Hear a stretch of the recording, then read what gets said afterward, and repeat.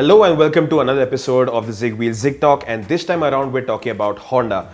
Now, they've been playing a little hard to get in terms of the information they're trying to disseminate right now, but we poked a little, prodded a little, and got some exclusive information out of them, beginning with what is going to be the first of many showstoppers, the all-new Amaze. Right, so like you said, it is going to be an all-new Amaze, it's not a facelift.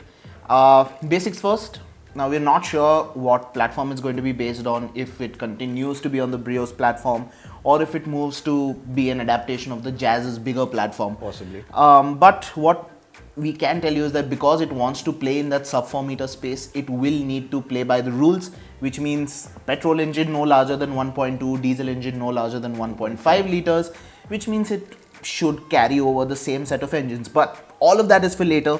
The big highlight at the Auto Expo will be the design. Yeah. And what are you expecting? A more chiseled Amaze? What's your expectation there? Well, realistically speaking, what we will be looking at is a pre-production prototype, possibly. So it'll give us a taster of what Honda wants to do with the design. What we can say is what they should do is possibly give the Amaze a more distinctive look. Yeah. Like you said, a more chiseled design, possibly make it look more like the city and less like the Brio itself. Because let's face it, cars that have been on that platform, the Brio, the Amaze, the BRV, the Mobilio, haven't really done particularly well. So it needs to get a kind of distinctive, for the want of a better word, a new identity altogether. Right. So maybe they'll have to add on more features as well, apart from the design. So projector headlights, daytime running LEDs, LED tail light also, perhaps. Yep. And on the inside, not so sure if the car at the Expo will have a proper look at the interior. It might be blacked out, kind of like the Figo concept that we had seen in 2014.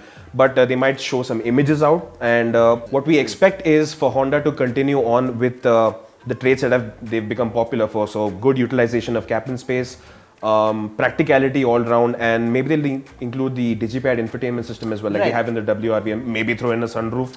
If they throw in the sunroof, nothing like it now. There's going to be a big reason, or let me say a big hole in the roof reason. But it will be a big selling point for them, like it has been for the WRV. It has been for the WRV, and of course a sunroof sells in India, and if they do it, and Honda, if you haven't finalized the feature list, take the plonk that one in. So yeah, so the sunroof is going to be, if it is, it's going to be a big draw.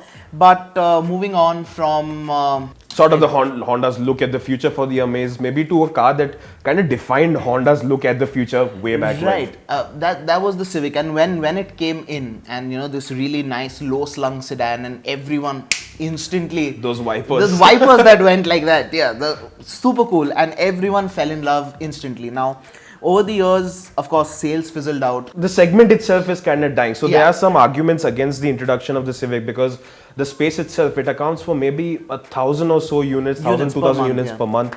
So that's not a lot. But the way you look at it from Honda's perspective is they have got so many thousands of city customers being added month after month, and they need something to upgrade to. They won't necessarily want to move to an SUV. So they'd want a sedan to move to. And the Civic name, of course, has a lot of brand pull, Plus, of course, when you put into account the fact that the Accord is at 52 lakhs. Yeah, exactly. You can't make that Bombay. jump. So you can't make a jump from a 17 lakh rupee car to a 50. Maybe it's not the natural progression. It is possible, but maybe not the natural progression, right? So yeah, the Civic, it is a very interesting car, and I can say this because I sampled it in Bhutan last year and just like the old one, it looks really, really futuristic.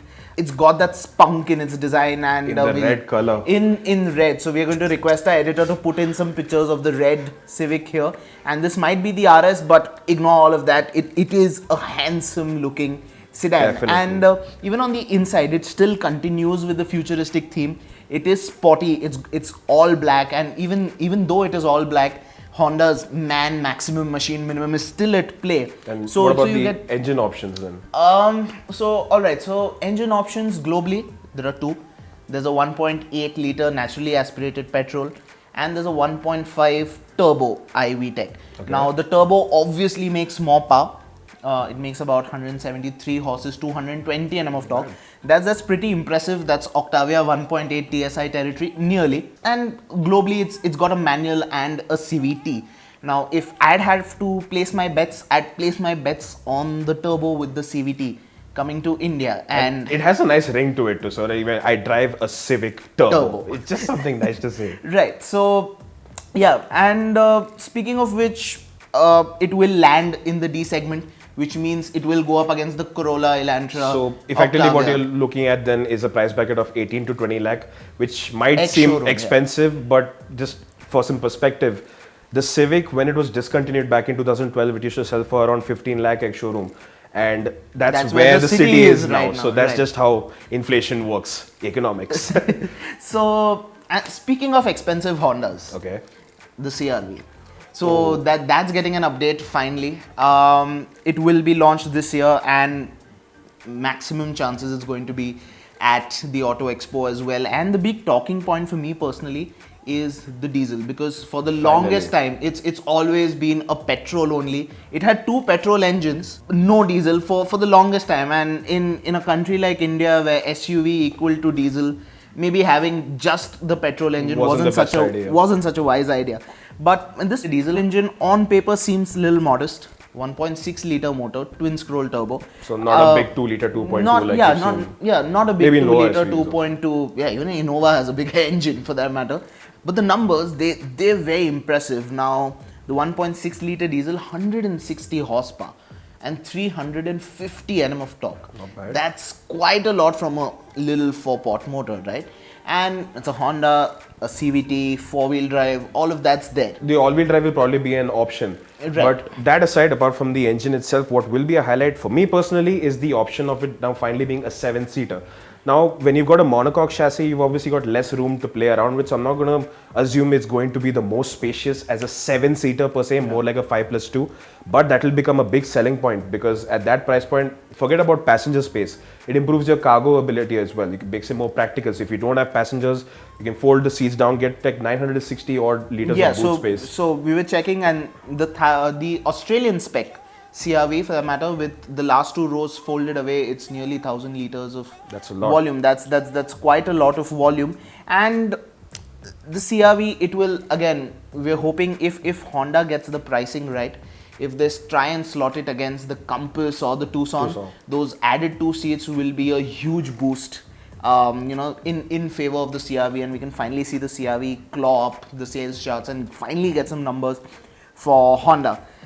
Which brings us to Lower the last down the car. price chain. Yeah, and this is something It's a bit iffy if it's going Yeah. to be there at the expo or not. We are expecting, since it is a hatchback, of course we're talking about the Jazz facelift. It's Right. got some cosmetic revisions. It's not something extreme, pretty much the same powertrain options as well.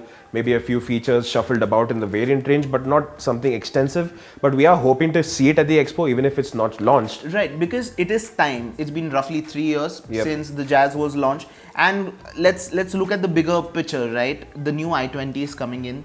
The Baleno's eating up the sales charts like anything, and Honda is sort of missing out on the action. Absolutely. Because the Jazz needs to up its game, right? So yeah, Jazz facelift, it will be launched this year. That we're sure of. If it's going to be at the expo, bit of a mystery. So Like it is with the sports or urban EV concept that we're hoping for. I mean, we've Yeah. spoken to Honda officials, we've asked them, just bring it down, show it to us. Yeah. But since other manufacturers are going down the electric vehicle way, we are hoping that we get to see those concepts. No guarantees, but Honda, if you surprise us, nothing like it. So that's all that we're expecting from the Honda stall at the Auto Expo. If there are any surprises, if there are any last minute additions, or if there's something we get to know after we've shot this video or after we've put this video up, there's going to be a link in the description with the news piece at zigwheels.com. Go ahead, click that link, and you'll be updated of all that's happening at the Auto Expo. And that's it from us for this episode of ZigTalk. Again, thank you for watching. If you haven't already, subscribe to the ZigWheels YouTube channel. See you later. Thanks for watching.